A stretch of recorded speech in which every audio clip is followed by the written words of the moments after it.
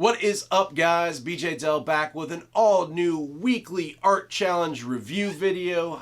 I should really put like reverb on that in post just to make it sound epic.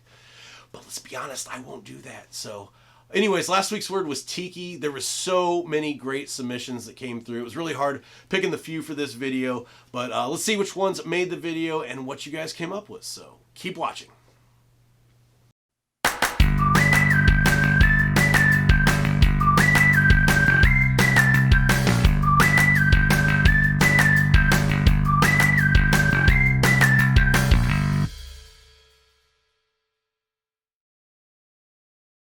Alright guys, let's go ahead and hop into today's video. The first one up is from Scott, and this one is just absolutely killer. I love this so much. Number one, you've got an awesome dynamic pose. The way that the viewpoint comes in from the bottom of the surfboard too is just really, really great. My favorite part, I think, of this design, if you look, the character itself is outlined here in black, but the fire up here, as well as the sun and the waves down here, those do not have an outline to them. The color is actually serving the purpose of the outline. So any type of print-on-demand platform or using this on t-shirts or products, this really pops and stands out, and I think it is absolutely fantastic. I love the fact too, you've got this little blow-up inflatable around his waist. It almost adds two different characters to one design, which I think is really well done. The way that the fire here kind of trails to the right as the wave comes in and trails to the left gives a lot of dynamic motion to it as well. And I love the fire here that you've got the yellow highlights coming in down and around the top to show that this fire is given off the light source. I think that is done extremely well. Also here around the mouth, one of the easy things to do would have been just to kind of square this off and be done with it. And I love the fact that you brought this around and added this extra curve and made this all three-dimensional. It adds a lot of depth and dimension. It makes it really stand out, and it's just a strong, strong design. So super great job, Scott. Thanks for submitting that this week. Next up is Vanessa, and I think Vanessa is one of the newer members of our Keep Creating group over on Facebook, and this is her cute TIKI submission for this week. So fantastic job, Vanessa. Thanks for submitting this. I love the overall design. The face itself is really cute. I like the color choices here, the way that the yellow comes down and kind of centers in the face, and the way that the other yellow parts here kind of fall and trail around, kind of draws your eye in to the center there. The eyes and the mouth are a really nice touch, being super big like that. Super cartoony. I do like those, and the way that the shoes come down here, the feathers with on the sides are a really nice touch, bringing those and incorporating from the top down into the bottom. I think that's a really good design choice. The one thing that I would change is with your shadows here, and I'm not sure if it's showing up as dark on the YouTube video as it is on my screen, but the shadows are super, super dark on here. So I would probably drop the opacity down a little bit, because with shadows and doing highlights and shadows both, you want it to just kind of be an accentuation of the color. You don't want it to overpower the color, unless you're doing a design, say in a comic strip, to where you actually have a spotlight shining on the character from one side, and you need that heavy shadow to show that really strong light source. But I think these, it's just a little bit too much, a little bit too dark, and kind of draws the viewer away from the overall experience of the design. So also likewise here with the background, I wouldn't even worry about incorporating the shadow here in the background. The background on this design is just more for the sake of it being there for an artistic standpoint. It's not like he's actually standing against a background, so you don't really need the shadow being incorporated there.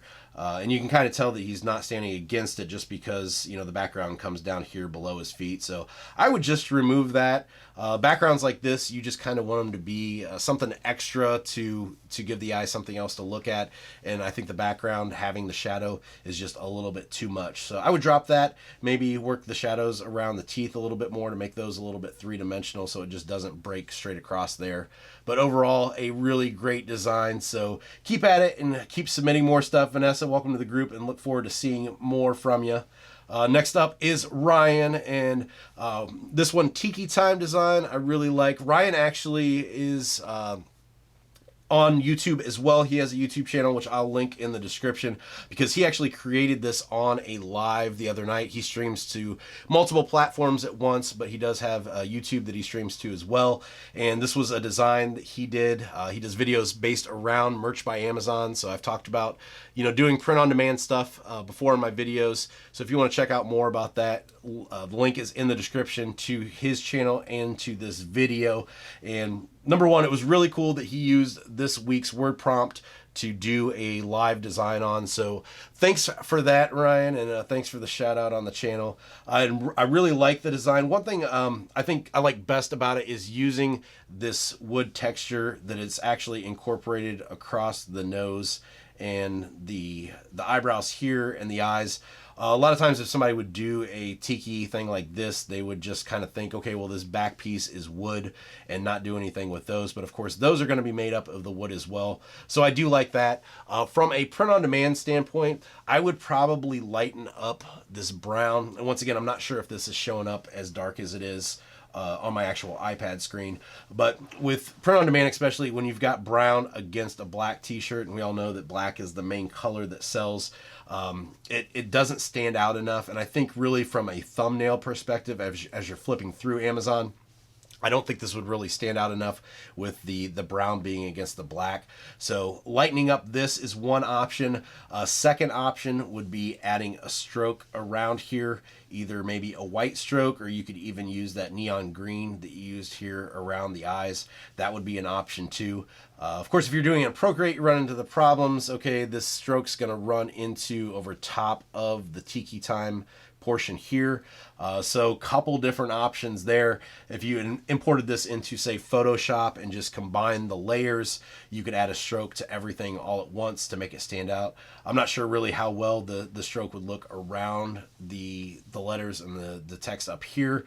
That's where you might even, you know, just change that to white, since it'd be a little bit more simple and would stand out and pop a little bit more in that thumbnail. That's one thing I might do a video about later too. I always kind of make my designs based around what the thumbnail is going to look like and kind of tweak them based on that. So that's my main concern whenever I'm making a design, is how it's going to look in that thumbnail. So, but overall, really great job, and loved seeing you create this on your video. So thanks for sharing that, Ryan. Next up is Jeannette, and this one is just fantastic. The thing that really stood out to me on this one right off the bat is not using a heavy black outline. She actually used, like for here, this brown outline and down into here. And then once the leaves started, this was actually a green outline that she used. And number one, I think it makes the tiki pop and stand out against these leaves, but also it just works really well to add kind of some dimension in there. I like the brown against this purple here. It just plays really well against each other and adds a really good depth, the way, especially you've got these extra lines here in the background. The wood here, I absolutely love. I know getting like the cracked split wood, especially from that side perspective, is sometimes kind of difficult, and this works out really well. I think probably just because as far as perspective wise, just because the wood, the cracks then come down into here, I probably would have pulled this down on this side and followed that same perspective and done kind of like the backside to that wood. So I probably would have added that in just so it follows along, and that would make that look a little bit more three-dimensional. But I know it's hard to kind of get that wood in there looking like that with those cracks. I think you did a fantastic job. The overall design itself is just great. The use of this extra inlay part here builds up that three-dimensional part again and just works fantastic. So really, really great job. Like I said, I love how it stands out against these leaves. I think you did a great job on those leaves as well. So awesome job, Jeannette. Thanks for sharing. Next up is Jeremy, and this one is absolutely fantastic. Definitely a kind of symmetrical design. I'm not a big fan of using the symmetry option in Procreate unless it's for a design like this. So Tiki's perfect example of when you would want to use symmetry. I know before too, one of the previous challenges, Amy did a robot from Doctor Who, and that was another great example of when it's perfectly awesome to use symmetry on stuff that's mechanical like that, stuff like this that's a wooden sculpture that's supposed to be almost that perfect symmetry. This is the time that you want to use those.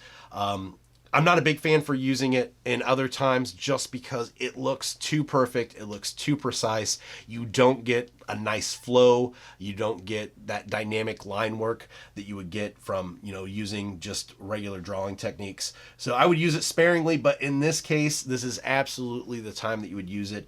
And I think Jeremy did an awesome job at this. I love the different line weights that are used. This line here being heavier as it comes out around here, and then thinner towards the inside, and also a heavy line up here, heavy line down here that comes in thinner, and then all these lines inside you see are a lot thinner than what these outlines are, and that works really, really well. Builds up a strong design. I also like too these areas with the color in the back here, if they're feathers, those are done with a thinner line, so the line weight's not as heavy on those, and it makes them kind of fade into the background and gives the center attention to the head. It makes these appear further back, and that's exactly what you want to go for since they are sitting behind the head, and I think that is great.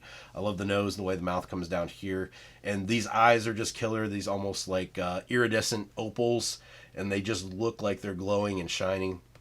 This extra line work here too with the designs that come around. I love that these were just done with colors rather than going in with hard lines and trying to actually make these outlined. I think that was a great design choice too, just using those colors to do that line work, and just an absolutely fantastic piece. So thanks for sharing, Jeremy.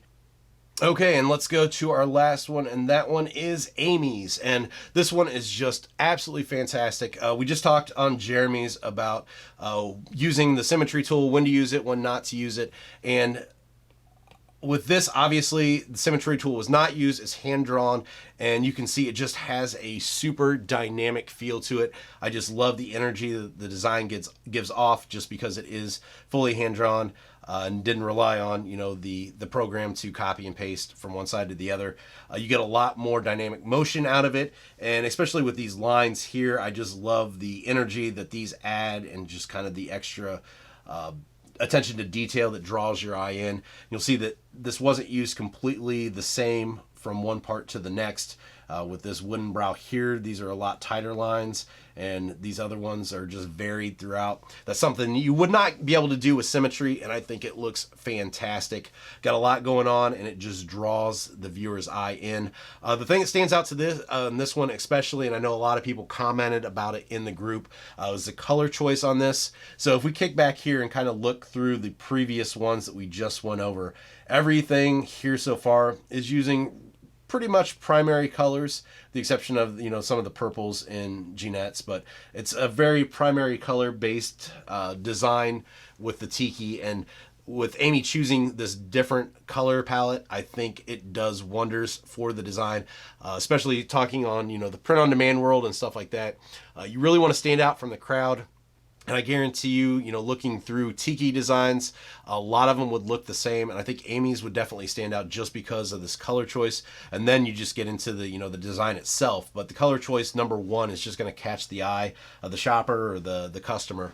And I think it just works really well. I love this kind of pinkish peach, and the way it ties in with the yellow and the greens here. It just has a very kind of muted, natural feel to it that you don't usually get with Tikis, and I think it makes it stand out, and it's a fantastic color choice and a fantastic design. So thanks so much for sharing that one, Amy, and those are the 6 designs for this week. Alright guys, that's it for today's video. As always, thank you for watching. I appreciate it. If you could do me 1 to 3 small favors, if you could hit that like button, subscribe to the channel, and hit the bell for notifications so you can get alerted when I post new videos, I would be so indebted to you, and I appreciate it. Also, if you've not yet joined the Keep Creating group over on Facebook, the link is in the description below. Hop on over there and join. You can possibly see your work featured in one of these upcoming videos. That's where you leave your artwork based on these prompts, but you can leave any artwork, so we just want to see what you guys are working on. So last week's word was Tiki, and this week I had a couple of ideas, wasn't sure what route I wanted to go, so I hopped on over to my Patreon page and made a poll in there and put the 2 different ideas that I had, and everybody voted that's backed me so far on Patreon.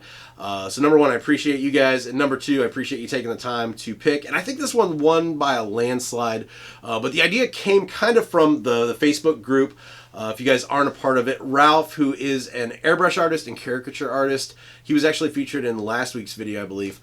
He drew a pretty kick-ass caricature of me and posted it. So that was in the group last night. Number one, I thank you, Ralph. It was awesome to see. I was truly humbled by seeing that on there, and it was pretty cool. But the idea for this kind of falls with that, and I thought, wouldn't it be cool to do self-portrait for this week? So there's only one rule with this. Number one, this is what won off the Patreon poll. This is what you guys picked. But there's one rule. You've got to put a picture of yourself along with the picture of your artwork. So a lot of people on Facebook, they don't have their profile picture set as, a picture of their face. So this way we can kind of compare the two. Plus, it'll be really cool too with Facebook, since there's so much interaction on there in the group, and it'll be a good way to put a face with a name, and then also as kind of a community icebreaker too. I think it's going to be a lot of fun, and look forward to seeing what you guys do. Also with Patreon too, I've got a Discord server set up on there if you guys want to ask questions or get a hold of me or anybody else in the Patreon group. That is live and ready to go. Any tier that you join at will actually get access to that. To be honest, it's been crazy with messages lately, so I've turned off push notifications from Facebook, YouTube, Instagram, Twitter, the whole nine. So Discord is the only one that I have push notifications turned on to. So if you guys have a question that you want to get answered ASAP, join Discord and get instant access. I'll put the link in the description for that. But as for me, I can be found online, bjdell.com, as well as on Instagram and Twitter at bjdell. So until next time, keep creating.